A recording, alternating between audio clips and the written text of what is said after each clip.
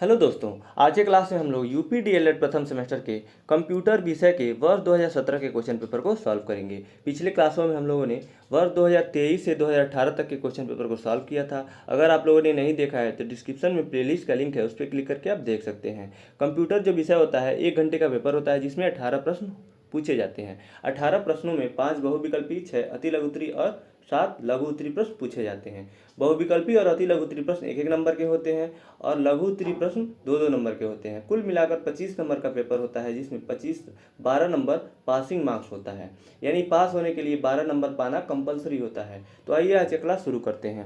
बहुविकल्पी प्रश्न का पहला प्रश्न है, कंप्यूटर की विशेषताएं हैं।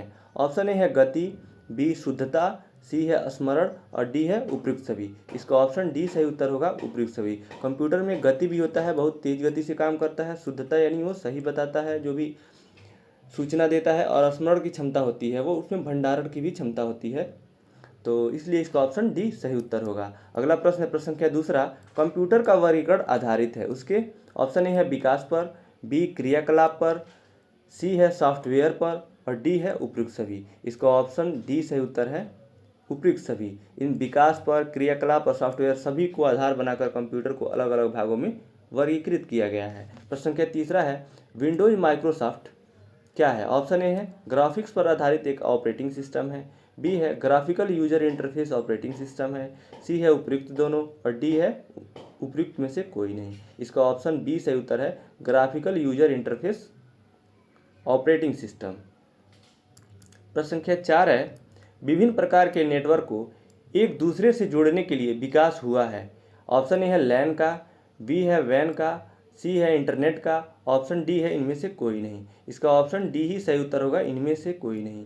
विभिन्न प्रकार के नेटवर्क को एक दूसरे से जोड़ने के लिए गेटवे का प्रयोग किया जाता है, न कि लैन वैन और इंटरनेट का। इसका कई लोग आप कन्फ्यूज होकर सी टिक मत कर दीजिएगा, सी आंसर नहीं होगा, इसका ऑप्शन होगा गेटवे, जो कि नहीं दिया है, इसलिए इसका ऑप्शन यहाँ पे डी सही उत्तर होगा, इनमें से कोई नहीं। अगला प्रश्न है प्रश्न संख्या 5, MS एक्सेल यानी माइक्रोसॉफ्ट एक्सेल है क्या है। ऑप्शन ए है वर्ड प्रोसेसर, बी है स्प्रेडशीट प्रोग्राम, सी है एनिमेशन प्रोग्राम और डी है उपयुक्त सभी। इसका ऑप्शन बी सही उत्तर होगा, स्प्रेडशीट प्रोग्राम। MS एक्सेल जो होता है स्प्रेडशीट प्रोग्राम होता है। अगला प्रश्न है जो कि अति लघु उत्तरीय का पहला प्रश्न है, प्रश्न संख्या 6वां, कंप्यूटर पर किसका सिद्धांत लागू होता है। उत्तर, कंप्यूटर पर डिजिटल तर्क सिद्धांत लागू होता है। डिजिटल तर्क एक मुद्रित सर्किट बोर्ड प्रौद्योगिकी के माध्यम से द्विआधारी मूल्यों का संयोजन है। यह कंप्यूटर संचालन के कार्यान्वयन के निर्माण के लिए सर्किट और लॉजिक गेट्स का उपयोग करता है। प्रश्न संख्या 7 है, इनपुट डिवाइस का क्या कार्य है। उत्तर, इनपुट डिवाइस का कार्य कंप्यूटर को इनपुट देना। उदाहरण के लिए कीबोर्ड की मदद से टाइप करने से कंप्यूटर को इनपुट एवं निर्देश मिलते हैं। इसके अलावा माउस की मदद से कर्सर द्वारा कंप्यूटर को इनपुट एवं निर्देश दिए जाते हैं। इसी तरह इनपुट डिवाइस की मदद से कंप्यूटर को विभिन्न प्रकार के कमांड और इनपुट दिए जाते हैं। यानी हम जो भी कंप्यूटर को देते हैं निर्देश, उसको उनको इनपुट डिवाइस के माध्यम से ही देते हैं। यही इनपुट डिवाइस का काम होता है। और आउटपुट डिवाइस वो होते हैं जो कंप्यूटर हमको निर्देश देता है, या कंप्यूटर से जो भी प्राप्त होता है जिसके माध्यम से, उसको आउटपुट डिवाइस कहते हैं। जैसे प्रिंटर हो जाएगा, मॉनिटर हो जाएगा। प्रश्न संख्या 8 है, कंप्यूटर प्रोसेसिंग की स्पीड किसमें नापी जाती है। उत्तर, कंप्यूटर प्रोसेसिंग की स्पीड गीगाहर्ट्ज यानी GH, इसको ये सिंबल है गीगाहर्ट्ज के, GHz से नापी जाती है। यह निर्धारित करती है कि प्रोसेसर कितनी तेजी से निर्देशों को निष्पादित कर रहा है। गीगाहर्ट्ज को क्लॉक स्पीड या क्लॉक रेट के रूप में भी जाना जाता है। अगला प्रश्न है प्रश्न संख्या 9, कंप्यूटर की द्वितीयक यानी सेकेंडरी मेमोरी क्या है। उत्तर, कंप्यूटर की द्वितीयक मेमोरी को बाह्य मेमोरी या सहायक मेमोरी भी कहा जाता है। द्वितीयक मेमोरी CPU द्वारा सीधे एक्सेस नहीं की जा सकती है। इसमें स्टोर डाटा को पहले रैम में कॉपी किया जाता है, फिर CPU में स्थानांतरित किया जाता है। उदाहरण hard disk, floppy disk, magnetic tape आदि। देखिए, द्वितीयक मेमोरी उसे कहते हैं जो, जैसे मेमोरी कार्ड होता है, जो पेन ड्राइव है, ये सब द्वितीयक मेमोरी में आ जाए। इसमें मेमोरी अस्थायी रूप में रहता है।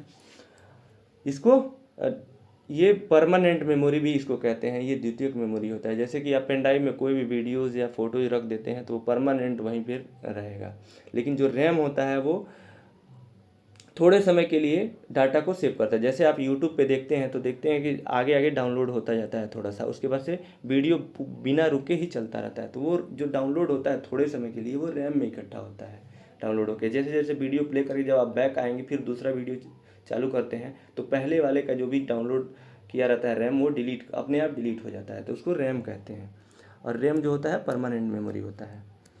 प्रश्न संख्या 10 है, वास्तविक यानी रियल ऑपरेटिंग सिस्टम क्या है? उत्तर, RTOS real time operating system एक ऐसा ऑपरेटिंग सिस्टम है जिसका इस्तेमाल रियल टाइम एप्लीकेशन को हैंडल करने के लिए किया जाता है। रियल टाइम ऑपरेटिंग सिस्टम को RTOS भी कहा जाता है। RTOS एक समय सीमा के अंदर अपने काम को पूरा करता है, इसलिए यह बहुत ही फास्ट होता है। प्रश्न संख्या 11 है, नोटपैड क्या है? उत्तर, नोटपैड माइक्रोसॉफ्ट विंडोज़ के लिए एक सरल टेक्स्ट एडिटर और बुनियादी टेक्स्ट प्रोग्राम है जो कंप्यूटर उपयोगकर्ताओं को दस्तावेज बनाने में सक्षम बनाता है। इसे माइक्रोसॉफ्ट द्वारा वर्ष 1983 में लॉन्च किया गया था। वेब पेज बनाने के लिए यह एक बेहतर विकल्प है। यह केवल टेक्स्ट फाइल सहेज या स्टोर कर सकता है। अगला प्रश्न है जो कि लघुत्तरी प्रश्न का पहला प्रश्न है, मल्टीमीडिया क्या है? उत्तर, मल्टीमीडिया शब्द मल्टी और मीडिया के दो शब्दों के मेल से बना है। मल्टी का अर्थ बहु या अनेक और मीडिया का अर्थ सूचना, इमेज, वीडियो, ऑडियो, कई प्रकार के मीडिया मल्टीमीडिया कहे जाते हैं। मल्टीमीडिया एक ऐसी तकनीकी है जो विभिन्न प्रकार के मीडिया जैसे text, photo, animation, video, audio आदि के माध्यम से संचार करने का डिजिटल रूप से अनुमति देता है और आवश्यकता अनुसार डाटा एकत्र करने और संशोधित करने की विधि देता है। इसी में आगे दिया है, सरल शब्दों में हम कह सकते हैं कि मल्टीमीडिया एक माध्यम होता है जिसके द्वारा विभिन्न प्रकार की जानकारियों को विविध प्रकार के माध्यमों जैसे कि text, audio, graphics, animation, video आदि का संयोजन कंबाइन करके दर्शकों, श्रोताओं यानी ऑडियंस तक पहुंचाया जाता है। ये प्रश्न कई बार आ चुका, लगभग हर साल पूछा है मल्टीमीडिया क्या है। मल्टीमीडिया में प्रयोग होने वाले, किसी साल पूछ लिया कि हार्डवेयर का नाम बताइए, लेकिन इससे संबंधित मल्टीमीडिया से संबंधित हर साल एक प्रश्न पूछा हुआ है। अगला प्रश्न है प्रश्न संख्या 13, वेब ब्राउज़र क्या होता है? उत्तर, वेब ब्राउज़र, हेडिंग लिखेंगे web browser, world wide web पर जानकारी तक पहुंचने के लिए उपयोग किया जाने वाला सॉफ्टवेयर एप्लीकेशन वेब ब्राउज़र कहलाता है। जब कोई उपयोगकर्ता कुछ जानकारी का अनुरोध करता है तो वेब ब्राउज़र वेब सर्वर से डेटा लाता है और उपयोगकर्ता की स्क्रीन पर वेब पेज प्रदर्शित करता है। 1990 में टिम बर्नर्स-ली द्वारा बनाया गया पहला web browser world wide web यानी WWW था। 1993 में मोज़ेक वेब ब्राउज़र जारी किया गया था। लिखा है यहाँ पे 1993 में मोज़ेक वेब ब्राउज़र जारी किया गया था। यहाँ पे थोड़ा सा मिस्टेक है, यहाँ पे होगा कि 1993 में मोज़ेक ने वेब ब्राउज़र जारी किया था। यहाँ ने छूट गया है, मोज़ेक ने यहाँ पे आप ऐड कर लेंगे, किया था। इसमें चित्र जोड़ने की सुविधा और एक उन्नत ग्राफिकल इंटरफेस था। यह दुनिया का पहला लोकप्रिय ब्राउज़र था। अगला प्रश्न है प्रश्न संख्या 14, विंडोज़ में नया फोल्डर किस प्रकार बनाया जाता है? उत्तर, विंडोज़ में नया फोल्डर बनाने के लिए अपने डेस्कटॉप के किसी रिक्त स्थान पर माउस का दायां बटन क्लिक कीजिए। इससे स्क्रीन पर एक कॉन्टेक्स्ट मेनू दिखाई देगा। इस मेनू में न्यू को क्लिक कीजिए। ऐसा करते ही न्यू विकल्प का मेनू दिखाई पड़ने लगेगा। अब हमें फोल्डर वाले विकल्प को क्लिक करना होगा। इसके बाद न्यू फोल्डर डेस्कटॉप पर दिखाई देगा। आप इस नाम के स्थान पर कोई दूसरा नाम टाइप करके नया फोल्डर का नाम दे सकते हैं। सबसे पहले फोल्डर बनाने के लिए आप माउस से राइट क्लिक करते हैं, फिर न्यू पे क्लिक करेंगे, उसके बाद से फोल्डर पे क्लिक करेंगे, फिर फोल्डर पे एडिट ऑप्शन आ जाता है। वहाँ पे आप कोई भी नाम दे सकते हैं और जब आपको नाम नहीं बदलना है तो न्यू फोल्डर के नाम से बाय डिफ़ॉल्ट आता है, आप क्लिक कर देंगे डन पे, तो वो नया फोल्डर बन जाएगा। अगला प्रश्न है प्रश्न संख्या 15, कंप्यूटर नेटवर्क के प्रकार बताइए। उत्तर, कंप्यूटर नेटवर्क 3 प्रकार के होते हैं। ये भी कई बार प्रश्न पूछा जा चुका है। पहला है लैन यानी लोकल एरिया नेटवर्क, दूसरा होता है मैन, मेट्रोपॉलिटन एरिया नेटवर्क, और तीसरा होता है वैन यानी वाइड एरिया नेटवर्क। चूँकि ये लघु त्रि प्रश्न है, लघु त्रि प्रश्न का उत्तर हमको 50 वर्ड या उससे ज़्यादा में देना होता है, इसलिए इन सब के बारे में थोड़ा थोड़ा लिख देंगे। पहला हेडिंग लिखेंगे लोकल एरिया नेटवर्क यानी लैन। लैन का आकार छोटा या बड़ा हो सकता है, यह इस बात पर निर्भर करता है कि इसका उपयोग कहाँ किया जा रहा है। इसमें ध्यान देने वाली बात यह है कि यह नेटवर्क लिमिटेड एरिया में होगा, जैसे कार्यालय, घर या अन्य भवन से जुड़े डिवाइस का नेटवर्क है, वो लैन कहलाता है। दूसरा है मेट्रोपॉलिटन एरिया नेटवर्क यानी मैन। यह एक बड़े शहर जैसे लार्ज एरिया में जुड़े डिवाइस का नेटवर्क है। यह लैन नेटवर्क से बड़ा होता है क्योंकि यह एक मेट्रोपॉलिटन एरिया में कई बिल्डिंग्स में उपकरणों को जोड़ता है। तीसरा है वाइड एरिया नेटवर्क यानी वैन। यह एक बड़ा नेटवर्क है जो कई बिल्डिंग, सिटीज़ या एरिया से कई डिवाइसेस को जोड़ता है। कई ब्रांचेस वाले लार्ज ऑर्गेनाइजेशन और इंटरप्राइजेज, रिमोट वर्कर्स, सप्लायर्स आदि इस नेटवर्क का उपयोग करते हैं। अगला प्रश्न है प्रश्न संख्या 16, सर्च इंजन से आप क्या समझते हैं?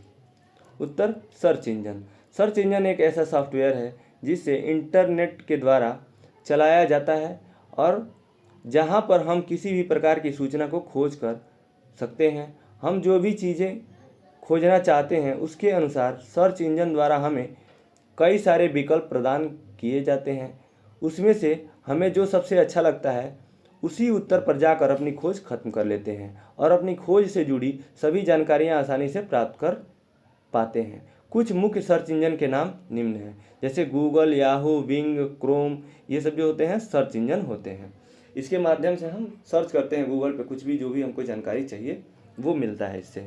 अगला प्रश्न है प्रश्न संख्या 17, माइक्रोसॉफ्ट एक्सेस को समझाइए।